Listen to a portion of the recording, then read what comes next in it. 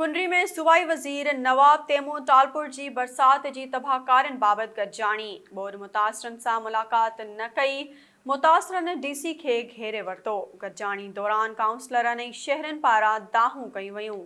SS news जे reporter अनवर मेमण मूजिबि सूबाई वज़ीर शहर जो दौरो करणु ऐं बोर मुतासिरनि सां मुलाक़ात करे मसइला ॿुधण बदिरां गॾिजाणी करे वापसी मोटी वियो। सूबाई वज़ीर नवाब तैमूर टालपुर डिप्टी कमिश्नर ताहिर मेमण सां गॾिजी रेवेन्यू ऑफिस में गॾिजाणी कई।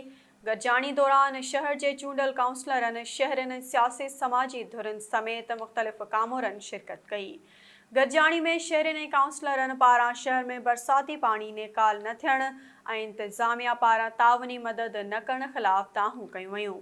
गॾिजाणी दौरान आयल बोर मुतासिरनि सूबाई वज़ीर सां मुलाक़ात जी बार कोशिश कई, पर खेनि मुलाक़ात न कराई वई ऐं न ई संदसि मसइला ॿुधा विया।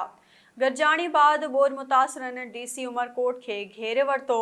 हुननि चयो त असां ॿुॾिया पिया आहियूं, केरु ॿुधण वारो नाहे, असांजी का मदद नाहे थी ऐं उल्टो असांजे पाड़नि ऐं घरनि में पाणी दाख़िल कयो पियो वञे।